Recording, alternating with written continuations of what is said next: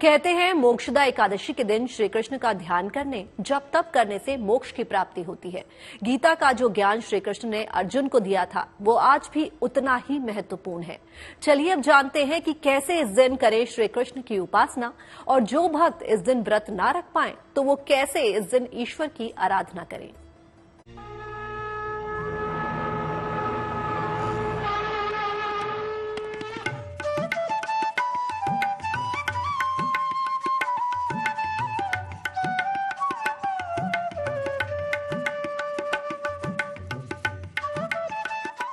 लीलाधारी है कृष्ण।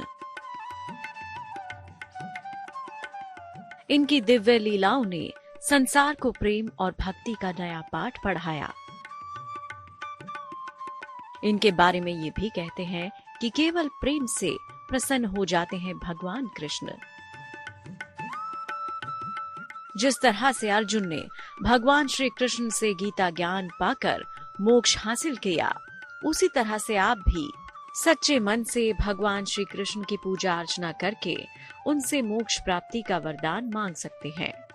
मोक्षदा एकादशी के लिए महा उपाय यह है कि आप विष्णु की पूजन करें, उसके साथ साथ कृष्ण की पूजन करें और साथ में लक्ष्मी की भी पूजा करेंगे तो उससे आपकी मोक्ष की प्राप्ति होगी, लक्ष्मी की प्राप्ति होगी, धन धान्य की वृद्धि होती है, अनेक प्रकार की विघ्न बाधाएं आपको इससे दूर होती। मोक्षदा एकादशी के व्रत का फल न केवल आपको मिलता है, बल्कि इससे जुड़ी एक पौराणिक कथा तो ये भी कहती है कि इसके प्रताप का फल पूर्वजों को भी मिलता है। यानी ये तिथि संपूर्ण मोक्षदायिनी है, जो पूर्वजों और आपको दोनों को तृप्त कर सकती है। इसीलिए मोक्षदा एकादशी तिथि को अत्यंत पुण्यकारी माना जाता है। कि सर्वप्रथम सुबह प्रातः काल उठ करके स्नान करें, शुद्ध जल से स्नान करें और हो सके तो गंगा नदियों का, सरोवर का स्नान करें, उसका विशेष महत्व होता है। और उस स्नान के बाद आप पूरा दिन व्रत रहें। व्रत में फलाहार ले सकते हैं, शुद्ध अनाज, शुद्ध फलाहारी आप ले सकते हैं और दिन भर व्रत करके उस दिन पूजन अर्चन करें। भगवान विष्णु भगवान का इसमें पूजन किया जाता है और नमो भगवते वासुदेवाय मंत्र का जप किया जाता है और पूजन दिन शाम के समय करके और उसके बाद आप अन्न या फलाहार ही ग्रहण करें। मोक्ष प्राप्त करने के लिए भगवान श्री कृष्ण की पूजा अर्चना की विशेष विधि होती है। इसके लिए कैसे करें कान्हा की उपासना, देखिए।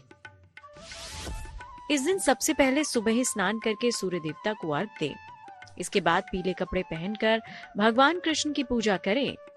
श्री कृष्ण को पीले फूल, पंचामृत और तुलसी दल अर्पित करें। इसके बाद भगवान कृष्ण के मंत्रों का जाप करें या फिर गीता का पाठ करें। इस दिन किसी गरीब को कपड़े या अन्न का दान करें।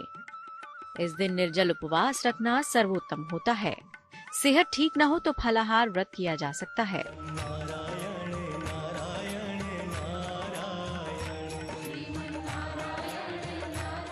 मोक्षदा एकादशी पर विशेष पूजा अर्चना करने से जीवन के असली ज्ञान की अनुभूति होती है और साथ ही साथ मुक्ति और मोक्ष की राह भी सरल हो जाती है। इस दिन विष्णु सहस्त्र नाम का पाठ करना भी एक सरल उपाय है, जिससे मिल सकती है श्री हरि की कृपा और पूरी हो सकती है आपकी मनोकामनाएं। अगर आप उपवास नहीं कर सकते तो केवल उपासना से भी नारायण को प्रसन्न कर सकते हैं। अगर किसी कारण आप एकादशी का व्रत ना कर पाए तो भी आपको एकादशी के व्रत का पुण्य मिल सकता है, क्योंकि सच्चे मन से ईश्वर की उपासना करने से हर समस्या का समाधान मिल सकता है।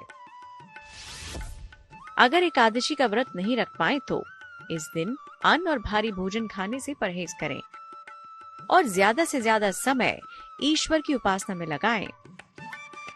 तो आप भी इस पवित्र एकादशी व्रत का लाभ उठाइए।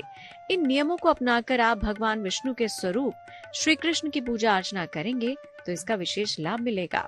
जरूरत है तो बस सच्चे दिल से भगवान कृष्ण से कामना पूर्ति की प्रार्थना करने की।